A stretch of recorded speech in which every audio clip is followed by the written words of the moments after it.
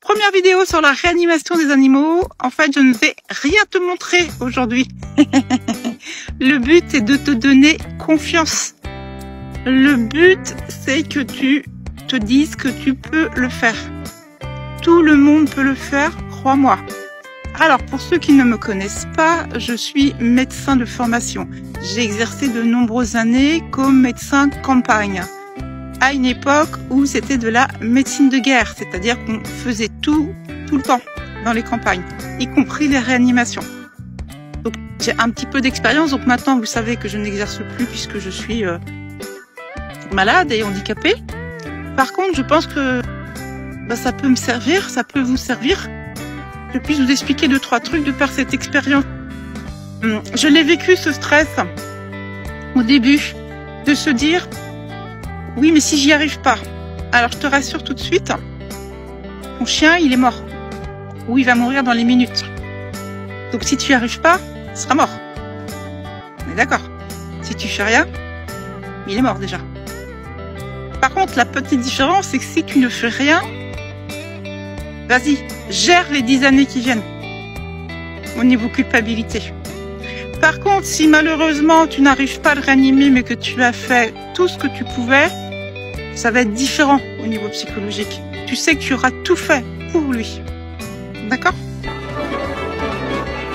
Je suis le maître du monde! Wouhou, wouhou! Et la deuxième chose à ne pas faire, c'est chialer sa mère. Quand on pleure, c'est quoi? On pleure sur son propre sort, tous, dans un deuil. On pleure parce que nous, on a de la peine de perdre l'autre. Que l'autre va nous manquer, que l'autre sera plus avec nous. Mais soyons plus empathiques. Mets-toi à la place de ton chien. Lui, il est inconscient. Il sent plus rien. D'accord? Il a pas mal, il souffre pas, rien. Par contre, mets-toi à sa place. Peut-être qu'il a envie de vivre. Donc, si tu te mets à sa place, ton cerveau, tu vas voir, il va faire clic. C'est-à-dire qu'à un moment ou à un autre, tu vas complètement occulter tes propres sentiments, tes propres émotions, et tu vas te mettre uniquement sur la technique. Et là, tu vas être efficace et tu vas être rapide. Crois-moi, mais vraiment crois-moi. Voilà, on est prêt à réanimer maintenant. Alors, je t'ai noté les 9 étapes de la réanimation. Pas de panique, il y en a plusieurs qui durent 1 seconde et demie et que tu peux faire en même temps que d'autres. Ok ? Par contre, je te les ai notés, je pense que c'est important. Et puis du coup, tu pourras aussi les télécharger si tu veux via l'article de blog, qui est déjà en ligne d'ailleurs. Tu vas sur monbibou.fr et tu vas dans la section blog qui est en haut et tu pourras déjà le lire l'article et puis demander à recevoir par email tous les supports que j'ai faits. Donc on y va. On se met dans une situation, on va dire, la plus extrême, c'est-à-dire j'arrive dans une situation où je découvre un animal qui semble-t-il, a perdu connaissance à côté d'un propriétaire qui souvent est en train d'hurler. Je ne connais pas l'animal, je ne connais pas le contexte, par contre, je veux aider. Voilà. Alors, première chose, on sort son téléphone. Alors, pas pour filmer la scène. Il y en a qui s'en chargeront, t'inquiète pas. C'est pour lancer un chronomètre. Tu lances ton chrono, tu t'en occupes plus. Ok? Ensuite, tu demandes autour de toi qui peut t'aider. Alors, moi, je faisais un peu différemment quand j'étais médecin. Je regardais qui il y avait autour, les gens qui étaient à toi, les plus calmes, les plus posés. Et je disais, tiens, est-ce que tu peux m'aider? Comment tu t'appelles? Toi, tu peux rester là, je vais avoir besoin de toi aussi. Tu prends 2-3 personnes qui te semblent bien campées là, et puis tu leur demandes leur prénom, tu les mets dans la boucle. C'est pas toi qui fais et tu commandes, vous faites ensemble, tu les entres dans la démarche, ok? Même s'ils ne l'ont jamais fait, hein. Il n'y a pas de souci. C'est-à-dire que tu auras besoin d'une personne, il y en a une qui va téléphoner, qui va appeler, qui va essayer de trouver le vétérinaire de garde. Il y en a un autre qui va t'aider à sécuriser la scène, etc. Donc ensuite, tu sécurises, bien évidemment. Tu réanimes pas au milieu de la route. Tu réanimes pas un animal qui vient d'être électrocuté sans avoir coupé le courant ou sans avoir dégagé l'animal avec précaution. Ok ? Ensuite, tu t'informes du contexte. Le contexte, c'est tout ce qui a pu arriver avant le malaise. Donc c'est là où tu peux faire plusieurs choses en même temps. Tu arrives, tu lances ton chrono, tu demandes de l'aide, ensuite tu demandes à ces gens qui vont t'aider de sécuriser et en même temps tu interroges le propriétaire. Alors si le propriétaire est en état vraiment pas bien, bien sûr tu demandes à une autre personne d'aller le réconforter, de le calmer si possible, Et ensuite, on demande le contexte. C'est lui qui va nous le donner. Attention à ne pas te faire avoir par le propriétaire qui peut te dire « Oui, mais mon chien, il est cardiaque. » Oui, mais si son chien jouait il y a 2 minutes avec une balle et que tout d'un coup, la balle a disparu et qu'avant de tomber, il s'est gratté la truffe, il a toussé, il a bavé, c'est peut-être pas son cœur le problème, c'est peut-être la balle qui est dans la gorge. D'accord? Donc, il y a toute une série de questions sur le contexte que j'ai mis dans le blog, évidemment. Elles sont diverses et variées, il faut penser à tout. Est-ce qu'il avait de la fièvre les derniers jours? Est-ce qu'il était malade? Est-ce qu'il était dans l'eau? Donc bien sûr les noyades. Voilà, le contexte va t'orienter sur comment réanimer. Ok? Allez. 5. Le bilan. Ça dure quelques secondes. Je te conseille vivement de t'entraîner chez toi maintenant, dès aujourd'hui, dès demain, toutes les semaines, tous les mois si tu veux, sur tes propres animaux, sur tous les animaux que tu croises. Faire un bilan, c'est super facile. C'est est-ce que l'animal respire, est-ce que son cœur bat et de quelle couleur sont ses muqueuses. Tu sais, les muqueuses, c'est là il y a de la peau qui nous protège et quand par exemple on se lève la lèvre, là ça s'appelle une muqueuse. D'accord? Donc il y en a aussi chez les animaux. C'est très important de connaître ça. Donc tu vois, savoir si un animal respire, bien évidemment, le thorax se soulève. Et si vraiment t'es pas sûr, tu mets la main sur le thorax. Et si encore t'es pas sûr, tu mets la joue devant la truffe de l'animal. Ok? Alors, ce que j'avais oublié, le prérequis, c'est que tu vois ça dans le titre. L'animal est inconscient. D'accord? On ne réanime pas un animal qui est conscient. Je te le mettrai dans un autre document. L'animal est inconscient, comment tu le sais? Il ne réagit à aucun stimuli sonore ou douloureux, c'est-à-dire que tu as essayé de secouer, tu as crié, tu as fait tout ce que tu pouvais, tu l'as pincé, il n'a pas bougé. D'accord? Ensuite, c'est un animal qui n'a plus aucun tonus, généralement. C'est-à-dire que tu lèves une patte, la patte elle redescend. Donc, par définition, un animal inconscient ne peut pas te griffer, ne peut pas te mordre. Donc, pour prendre les constantes, faire le bilan de respiration de pouls, tu n'as aucune méfiance à avoir. Comme dans une vidéo que j'ai mis dans le blog, tu vois, où le type, il a peur du chien qu'il réanime, parce que le chien ne veut pas le mordre. Donc ça, c'est important à savoir, il peut rien te faire. Si le chien est conscient, tout va bien. Oui, là, il peut, par peur, avoir une réaction agressive, mais dans ces cas-là, il n'a pas besoin d'être réanimé. Tu vois? Là, voilà, c'est logique. Bref. Donc, la respiration, tu mets la main sur le thorax, tu regardes le thorax se soulever, ou alors tu mets ta joue près de sa truffe pour sentir. Le pouls, c'est facile aussi. On voit le cœur battre, nos bibous sur le thorax à gauche, tu verras tous tes bibous, et si tu poses tes doigts délicatement, tu sens son cœur. Ou alors, tu mets tes doigts à la face interne de sa cuisse. J'ai mis un schéma dans le blog. Et ça dure 10 secondes pour le faire et tout le monde peut le faire. Je suis sûre que tu peux le faire. Tu me diras en commentaire si tu as réussi. D'accord? Et ensuite, les muqueuses. Tu soulèves les babines et tu regardes comment sont les muqueuses. Si elles sont roses, elles sont normales. Si elles sont bleutées, ça veut dire qu'il n'y a pas assez d'oxygène dans son sang. Et si elles sont très blanches, ça veut dire qu'il y a probablement une hémorragie quelque part. Voilà, c'est fait, tu vois? Ensuite, tu appelles ou tu fais appeler s'il y a des témoins. Et tu fais appeler le vétérinaire de garde. Donc, il faut le trouver. Donc, soit le vétérinaire de l'animal est très proche, donc tu l'appelles et sur son répondeur, il y aura le numéro de garde. Soit la personne était en balade loin de chez elle, elle peut appeler le 3115, qui est le numéro de garde national, mais pas qui couvre pas toute la France. Ou alors, faut taper sur Internet, urgence vétérinaire. Alors, on continue sur l'appel. Si la personne qui appelle est très carrée, très sensée, etc., elle se débrouille super bien, elle décrit l'animal, l'âge, le poids, à combien de temps ils sont de la clinique, il donne toutes les constantes que toi tu as pris, voilà, c'est un animal qui a perdu connaissance suite à ceci, il ne respire pas, il a un pouls ou il a pas de pouls, les muqueuses sont ainsi, voilà. Si la personne n'y arrive pas, tu demandes à haut-parleur et toi, tu fais la transmission. D'accord? Petite info à vous donner, vous verrez, c'est un truc supplémentaire, mais c'est assez facile à retenir aussi. Si il y a plus de pouls, si le cœur ne bat pas, l'animal ne respire pas non plus. Par contre, l'inverse n'est pas vrai. C'est-à-dire, un animal peut être en arrêt respiratoire, mais pas encore en arrêt cardiaque. D'accord? Alors, ensuite, le transport, avec point d'interrogation. On se pose la question du transport. Soit tu es à 2 minutes de la clinique de garde, le véto est dispo, il t'attend. Tout le monde transporte l'animal. Toujours en laissant aligner la colonne vertébrale s'il y a eu un traumatisme précédant le malaise. Non? D'accord? Allez, vous mettez dans une voiture, quelqu'un conduit, vous évitez que ce soit le propriétaire qui conduit, vous arrivez à la clinique 2 minutes. Bon, je te cache pas que c'est super rare, d'accord? Si vous êtes à plusieurs et que la voiture est pas loin, vous transportez dans la voiture, il y a une personne qui se met à faire l'arrière. Toi, en l'occurrence, tu te mets à l'arrière sur la banquette, tu te mets à faire l'arrière. Une autre personne conduit, le propriétaire est sur le siège passager. Et troisième situation, vous êtes très très loin de tout, de la voiture et du véto. Vous réanimez sur place. Quand vous aurez réussi à faire repartir un pouls, une respiration, vous partirez. D'accord? Et là, on passe à l'arrière. Donc, c'est toujours également la même chose. Réanimation, ça veut dire quoi? Ça veut dire faire repartir le cœur s'il est arrêté, faire repartir les poumons qui sont arrêtés. Et la troisième chose, c'est libérer le passage de l'air qui va aller de l'extérieur vers les poumons. On ne se met pas à masser s'il y a un obstacle au niveau de la trachée, du larynx, dans la bouche. Un obstacle, c'est souvent un jeu pour un animal, tu vois, ou un œdème en cas d'allergie, mais bon, on va pas rentrer dans les détails. Donc, première chose, on s'assure que les voies sont libérées. Le nez, la bouche, dans ces cas-là, tu ouvres la gueule, hein. Tu tires la langue, hop, t'enlèves tout ce qu'il y a, tu demandes un mouchoir, tu demandes un foulard, t'enlèves le t-shirt, tu t'en fous, tu y vas. Ensuite, si tu penses qu'il y a un corps étranger, tu regardes. Bon, la lumière, c'est facile, on a tous notre téléphone maintenant. Tu y vas avec la main, hein, tu vas chercher l'objet.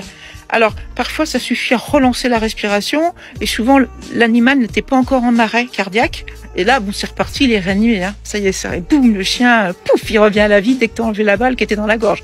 Ah, tu passes pour le roi du monde. D'accord? Allez, on continue.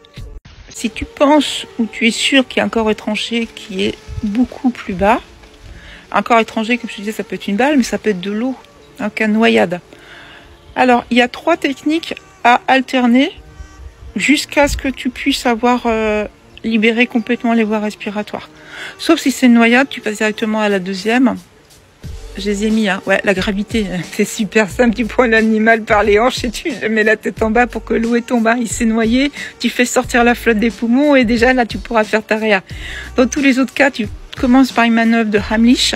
Donc, différente si l'animal est petit, s'il est grand, s'il est assis, s'il est allongé. Tout est dans le blog également avec tous les schémas.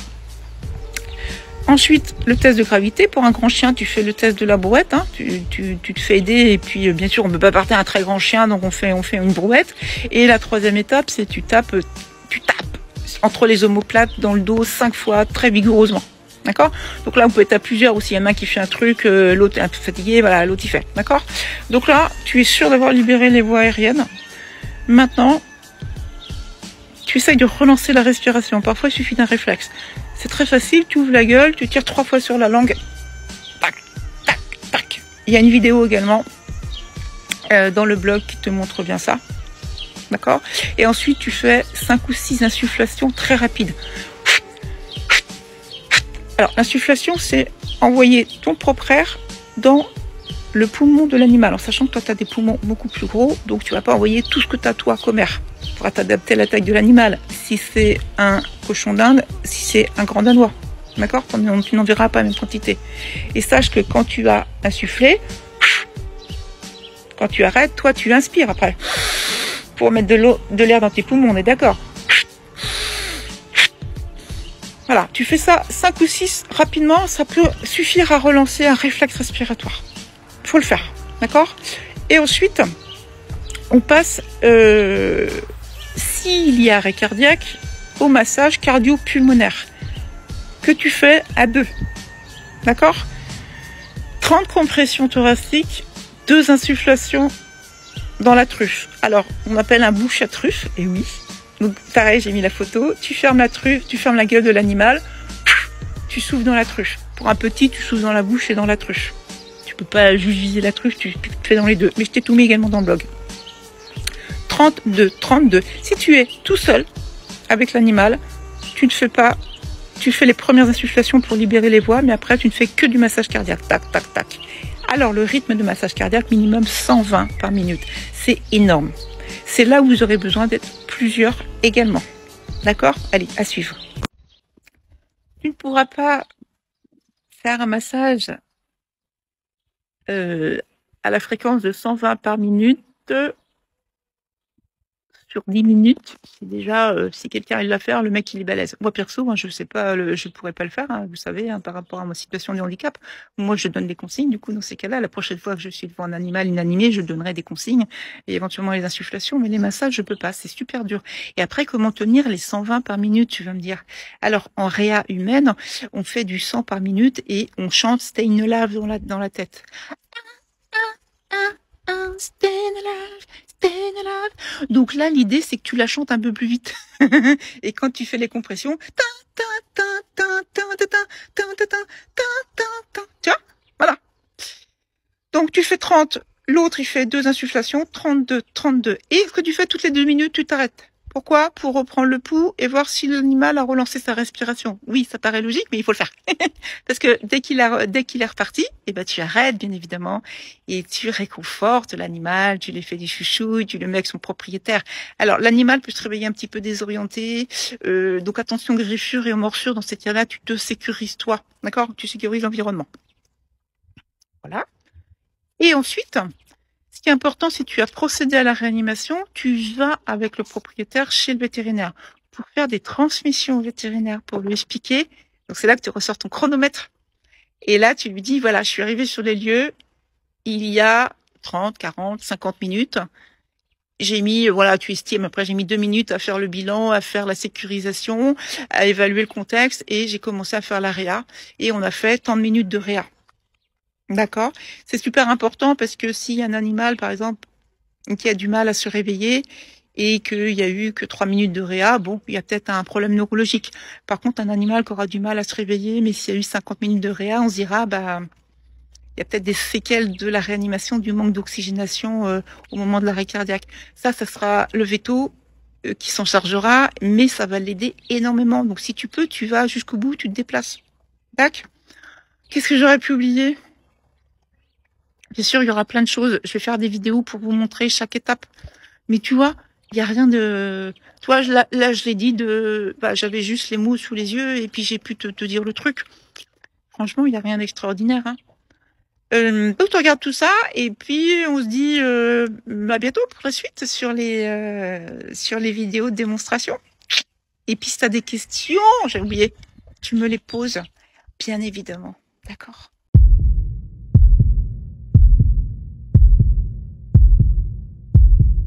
Ça y est, on passe à l'étape des travaux pratiques sur la réanimation des animaux. Alors, première chose, avant de faire la massage cardio-respiratoire, on libère les voies aériennes, comme je l'ai mis dans le to-do list. Hein. À faire dans tous les cas. Les voies aériennes, c'est quoi? Ce sont la tuyauterie qui amène l'air depuis l'extérieur jusque dans les poumons. Donc, il y a tout ce trajet-là à libérer. Être sûr qu'il n'y ait rien dedans. Alors, qu'est-ce qu'il peut y avoir dedans? Du vomi, de la bave, bien évidemment, qui peuvent être entraînés par le malaise. Il peut y avoir un corps étranger extrêmement fréquent. Il peut y avoir de la flotte aussi, pour un animal qui s'est noyé.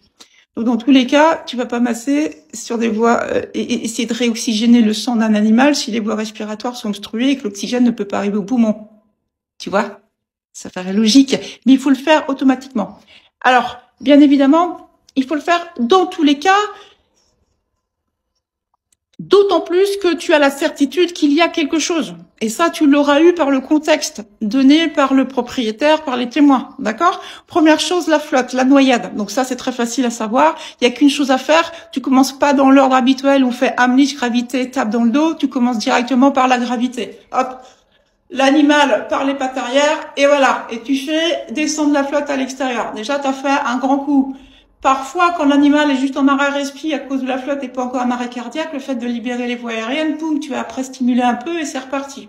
D'accord? Donc ça, c'est la première chose. Pour tous les autres cas, on fait vraiment la triade, comme je l'ai expliqué, Heimlich, gravité, tape dans le dos. Donc on va commencer par s'exercer sur des objets du quotidien, parce que vous allez le faire vous aussi. Donc ça sert à rien de vous montrer un mannequin. Déjà, je n'en ai pas, et en plus après vous allez vous dire, bah de toute façon je peux pas le faire, j'ai pas de mannequin. Alors voilà. Alors j'ai pris plein de gabarits de trucs qui me semblaient appropriés en termes de volume.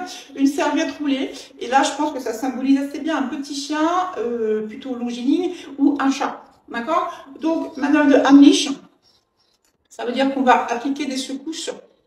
Au niveau, tu vois, là, tes côtes, là, quand tu fais ça, ça fait un V, l'inversé, là. Voilà. Donc là, vraiment, à la pointe du V, c'est là qu'il va falloir mettre tes points. Et le but, c'est d'amener des pressions pour faire remonter l'objet vers le haut. On met comme ça. Si la tête de l'animal a tendance à basculer, tu tiens la tête. Si c'est un petit animal, il peut faire le geste à une main. Sinon, tu fais à deux mains, toujours le même. On met une main en point, l'autre qui vient chapeauter ce point. On se met au niveau du V inversé. On appuie et 1, 2, 3, 4, 5. Voilà. Même moi, je veux le faire. Ok? Et donc, tu fais ça 5 fois. T'es pas sûr, tu penses que c'est pas bien. Alors, soit tu sens que c'est venu dans la gorge, et là, tu vas hyper bien l'entendre si l'objet, le corps étranger est arrivé dans la gorge. Au plein moment, tu fais l'animal, tu ouvres et tu enlèves. Si le corps étranger est encore à l'intérieur après la manœuvre de Heimlich, tu mets l'animal en déclivité, et toi, si c'est un petit animal, c'est facile, hein. Déclivité, et tu fais donc déclivité et la troisième étape. 1, 2, 3, 4, 5. Entre les deux omoplates, grande tape. Faut pas avoir peur, qu'est-ce que tu risques? Tu vas lui casser quelque chose et il est mort. Ok? Alors, là, soit c'est sorti, tu l'entends, tu l'enlèves, voilà, donc souvent l'animal, après, il peut vomir, etc., donc tu dégages bien. Soit t'as pas réussi, et hop, on continue. Et on refait manœuvre de Heimlich, d'accord? Donc, animal un peu plus grand, un chien un peu plus, voilà, avec une cage thoracique un peu plus large. La même chose, tu peux le mettre vraiment assis sur tes genoux. L'idéal, en effet, c'est vraiment la chaise, parce que tu vois, ça fait vraiment une prise qui est vraiment idéale. Ensuite, hop, on le met debout et les tapes. Alors, soit tu tapes comme ça, c'est pas, l'idéal, moi je pense que c'est comme ça. Voilà, là on libère, ok? Ouais, tu vas me dire, mais les petits, alors voici un chiot ou un chaton, n'est-ce pas? Tu vois bien? Donc là, évidemment, on va pas faire tout à fait la même façon.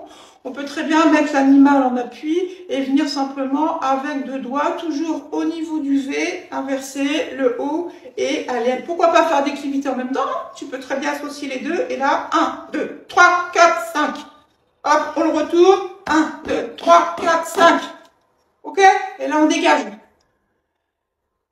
Ben, c'est pas mal pour la manœuvre de Heimlich et les autres tapes pour les petits animaux. Pour les grands, un petit peu différemment, forcément un animal de 20 kg, manœuvre de Heimlich assis, 20 kg, 25, 30 kg, c'est super compliqué. On peut y arriver, hein, les mecs un peu balèzes, ils y arrivent. La manœuvre de Heimlich, ça peut se faire autrement sur un animal debout, mais bon, c'est un animal debout, ça veut dire qu'il serait conscient. Donc, bon, je veux bien, dans ces cas-là, voilà, ça c'est mon grand chien. Dans ces cas-là, tu viens, pareil, toujours au niveau du V, hein, toi, ma main, là, hop, point chapeauté, elle est au niveau du V, et pareil, on vient, alors là, bon, normalement, il est sur ses pattes, donc forcément, il n'y a pas cette résistance, enfin, il y a une résistance, voilà, et tu viens faire les 5 coups. La manœuvre de Heimlich sur les grands chiens, donc voilà, grand chien, pour moi, c'est un grand boudin avec de la mousse à mémoire de fond. Voilà, les yeux sont là. Cage thoracique là, et sa patte, par exemple, elle arrive ici. Donc, on se met pas tout à fait à l'endroit où on fait un massage cardiaque, on se met la partie la plus large du thorax. Là où c'est le plus large, tu poses tes deux mains. Chacun a sa technique. Soit tu superposes tes mains, soit tu croises comme ça.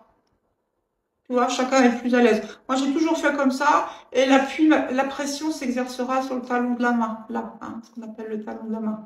L'équivalent du talon des pieds. Voilà.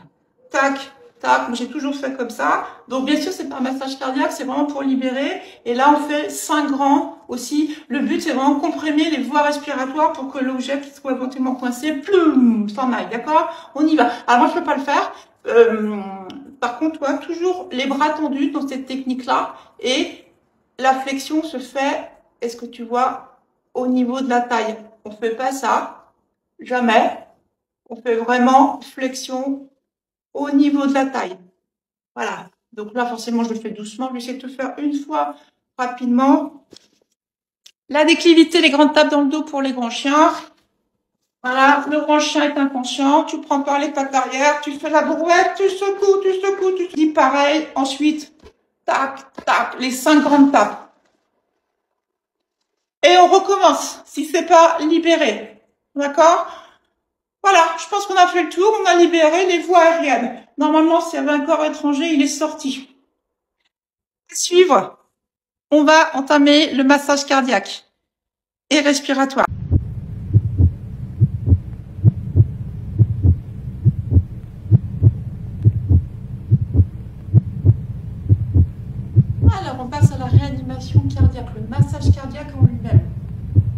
refait tout ce qu'on a déjà vu. Là, je prends directement le grand chien, la tête, la patte avant, le bas du thorax. Tu vois un peu les repères?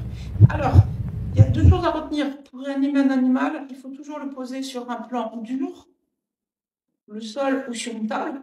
N'hésite pas à poser un animal que tu peux porter sur une table. Et l'autre chose, si le chien est réanimé sur le côté, il faut le mettre sur le côté droit. Pourquoi? Pour avoir le cœur à la partie la plus haute. D'accord? Donc on vient masser le cœur. Pour un grand chien qui est inanimé, il est allongé sur le côté, naturellement sa patte vient ici. Son coude naturellement va venir se positionner ici sur son thorax. Là, tu vas visualiser ses côtes. Et l'endroit où il faut masser, il est là. Pourquoi? Puisque le cœur est ici. Donc toujours les deux techniques. Soit on met là les deux mains l'une sur l'autre. Et on vient appuyer avec le talon de la main. Soit on vient croiser les doigts et on appuie toujours avec le talon de la main inférieure. D'accord? Donc on se met comme ça. Voilà, toi juste à l'endroit, hyper facile à identifier. Toujours les bras tendus comme on avait dit, on ne plie pas les bras. La flexion se fait au niveau de la hanche ou du bassin. D'accord? Donc à retenir la position. Tu as vu, hyper facile. Alors, on va voir un animal un peu plus petit. Donc comme on avait dit, les chiots ou les chatons. Alors, tu peux aussi les mettre sur le côté si tu le souhaites. Donc, décubitus latéral droit. Pourquoi pas? Bien sûr, il va pouvoir mettre la main comme ça. Donc, l'idéal, c'est de mettre deux mains l'une sur l'autre.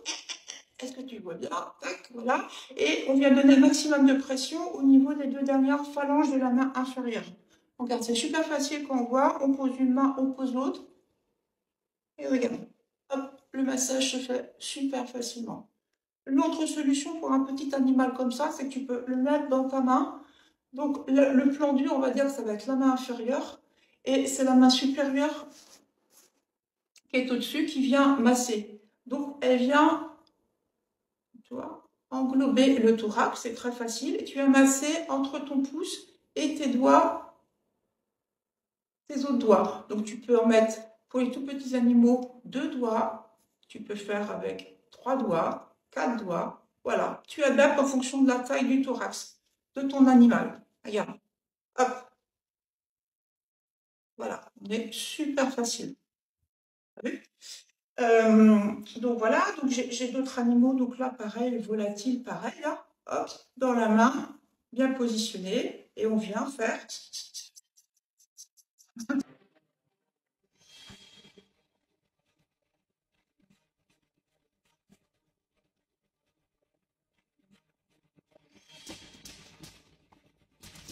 Donc vous savez réanimer. Donc la dernière chose à faire, c'est à quel rythme?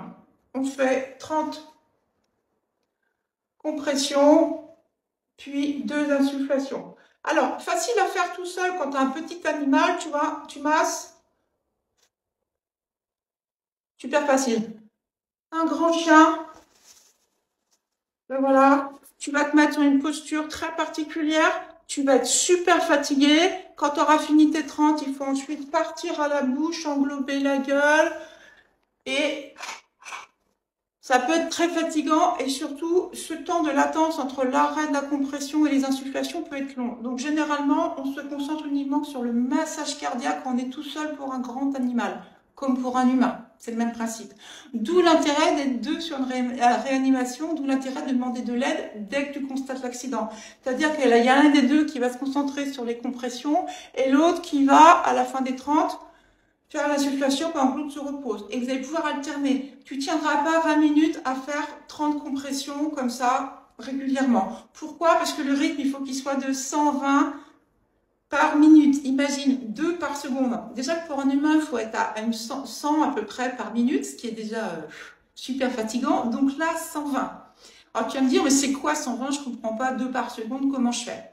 Alors quand on réanime un humain, on se chante la chanson Stayin' Alive des Bee Gees dans la tête pour comprendre le rythme. Stayin' alive, stayin' alive, ah, ah, ah, ah, d'accord? Donc là, l'idée, Stayin' Alive, c'est 103 bits par minute. L'idée, c'est de la chanter un peu plus vite dans ta tête, comme je l'avais dit dans une précédente vidéo. Et tu masses à cette... c'est comme ça qu'il faut faire. On y va, attention, un petit que le grand, moi je peux pas. Ta, ta, ta, ta, ta, ta, ta, ta. Et là, c'est bon. Ok? Donc, tu alternes 30, 2 ou tout seul pour un grand animal. Toutes les 2 minutes, à peu près, tu arrêtes. Tout le monde s'arrête et tu refais ton bilan. Est-ce que la respiration est repartie? Est-ce que le cœur est reparti? Comment sont les muqueuses? Voilà. Vraiment, il n'y a que ça à retenir. Toi, il y a très très peu de chiffres à retenir. Tu as 4 minutes pour sauver la vie de l'animal. Tu alternes 30 compressions, 2 insufflations et tu chantes Stay in Alive en rapide dans ta tête. Point barre. Voilà, je crois qu'on a terminé tout ce qui est gestes techniques. Donc, tu vois, c'est relativement facile. Il faut être à plusieurs, il faut être calme, il faut s'entraider, il faut être bienveillant, il faut réconforter le référent, l'animal, et ça va bien se passer.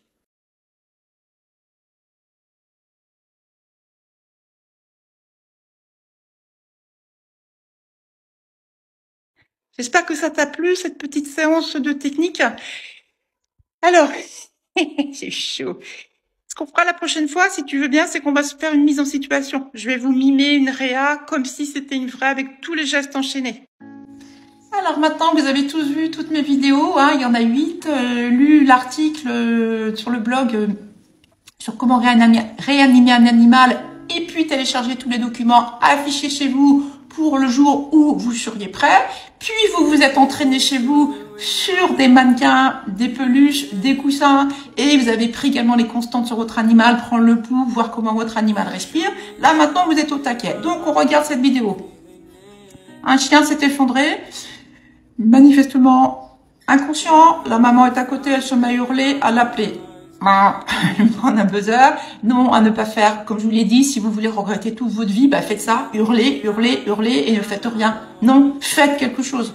Voilà. Bon, elle a un coup de bol, quelqu'un arrive. Mais alors, ce personne qui arrive, je ne comprends absolument pas ce qu'il est en train de faire. Si vous avez bien suivi, il a d'abord appuyé comme ça sur le thorax, comme s'il avait peur déjà que l'animal le morde. Mais manifestement, s'il est inconscient, il ne peut pas le mordre. Il ne s'est pas mis à l'arrière de l'animal, dos calé contre ses genoux.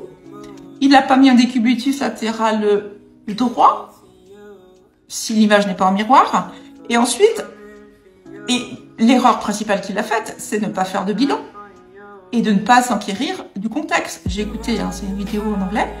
Il n'a pas demandé à la maman si l'animal avait un objet dans la bouche avant de s'effondrer, s'il était en train de se baigner, s'il a des problèmes de cœur. Bref, s'il s'est passé quelque chose avant, ça t'indique beaucoup de choses. Et puis le bilan, il n'a pas pris le pouls l'animal. Tu peux pas faire un massage cardiaque ou appuyer sur un thorax sans savoir si l'animal a le cœur qui est arrêté. Ensuite, il n'a pas regardé si l'animal respirait. Imagine qu'il respire mais faiblement l'animal et que le cœur bat faiblement là. T'as rien à faire normalement, à part libérer les voies aériennes. Mais quand t'as libéré les voies aériennes, si t'es sûr, et après que t'es sûr qu'il n'y a rien, c'est veto. C'est pas là, j'appuie, je vais à la bouche, je rappuie, je vais à la bouche. Là, il a tiré une fois sur la langue, alors que si on veut relancer un réflexe respiratoire, on tire 3 fois à coup sec. Il a fait une insufflation, là où il faut en faire 5 si on veut relancer la respi. Si tant est qu'il ait fait une manœuvre de Heimlich, c'est 5 coups très puissants sur le thorax, à la partie la plus large pour un gros chien comme lui.